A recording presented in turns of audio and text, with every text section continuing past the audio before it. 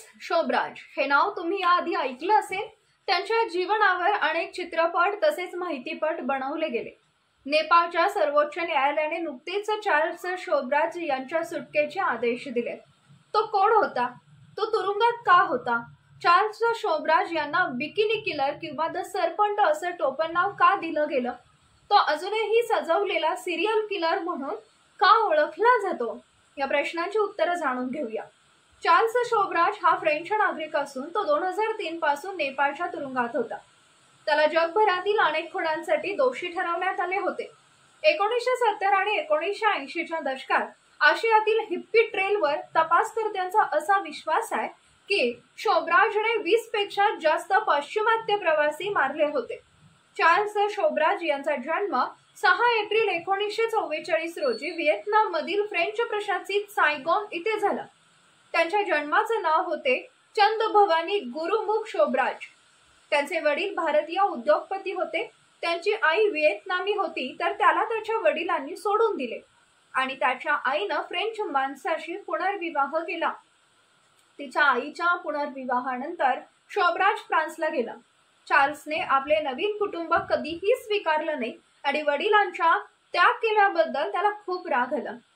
लहान वयातच चार्ल्सने चोरी करणे आणि तोतयागिरी करणे यांसारखे छोटे गुन्हे केले।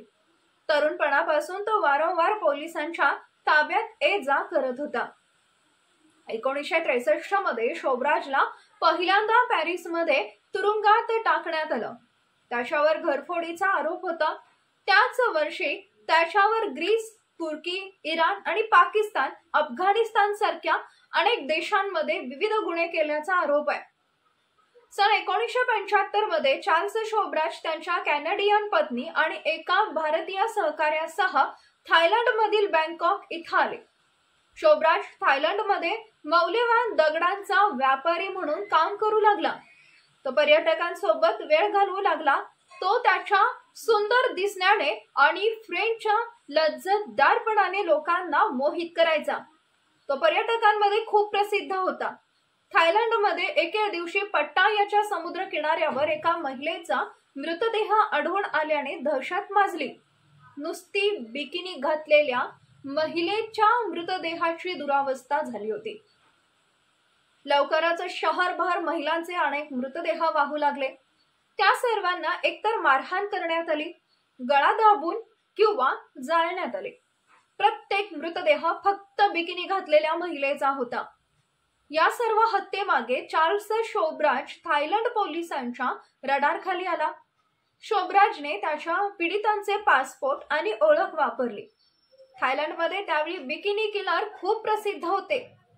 चार्ल्स शोब्राज हा बनावट पासपोर्ट वापरून भारतात पळून गेला होता असा संशय अधिकाऱ्यांच्या मनात होता। फ्रान्समधून पळून गेल्यानंतर चार्ल्स शोब्राज भारतात आला आणि त्यानं आपल्या गटातील अनेक लोकांना विविध गुन्हे करण्यासाठी भरती करण्यास सुरुवात केली। यापूर्वी 20हून अधिक हत्यांमध्ये अडकलेल्या शोब्राजला भारतात अटक करण्यात आली होती। शोब्राजवर अनेक धोकादायक गुन्ह्यांचा आरोप करण्यात आलाय, ज्यात एकूण 20 फ्रेंच पर्यटकांचा समावेश असलेल्या संपूर्ण बसमध्ये विषबाधा करण्यात आली होती।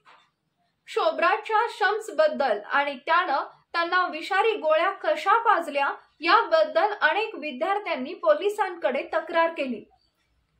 चार्ल्स शोब्राजवर फ्रेंच पर्यटक जीन-लुक सोलोमनच्या हत्येचा आरोप होता। 1982 मध्ये भारतीय न्यायालयाने चार्ल्स शोब्राजला 1976 मध्ये इस्रायली पर्यटक ॲलन जेकबच्या हत्येसाठी जन्मठेपेची शिक्षा सुनावली।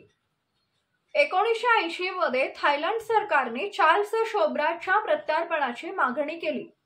अमेरिकन महिला आणि फ्रेंच पर्यटक तेरेसा नॉल्टन यांच्या हत्येचं हे प्रकरण होतं। भारत सरकारने त्यांची मागणी मान्य केली। थायलंडमध्ये फाशीची शिक्षा भोगण्याचा मोठा धोका आहे हे चार्ल्स शोब्राजला माहित होते। त्यामुळे त्यानं भारतात तुरुंगातून पळून जाण्याची योजना तयार केली। शोब्राजने मिठाई उधळली आणि तुरुंग रक्षकांना वाटली, पण त्याची योजना अयशस्वी ठरली कारण तो लवकरच पुन्हा पकडला गेला। भारतीय कायदेशीर व्यवस्थेच्या संथपणामुळे शोभराजचे तुरुंग खंडित प्रकरण अनेक वर्ष न्यायालयात चालले नाही।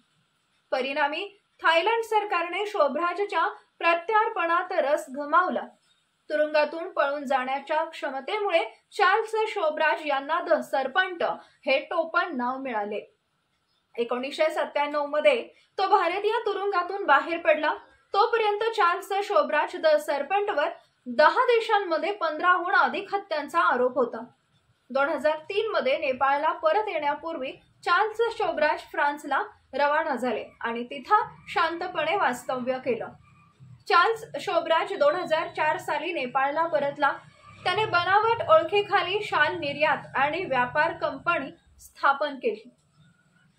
नेपाळ सरकारने त्वरित ओळखले आणि शोभराजला काठमांडूच्या कॅसिनोमध्ये अटक केली।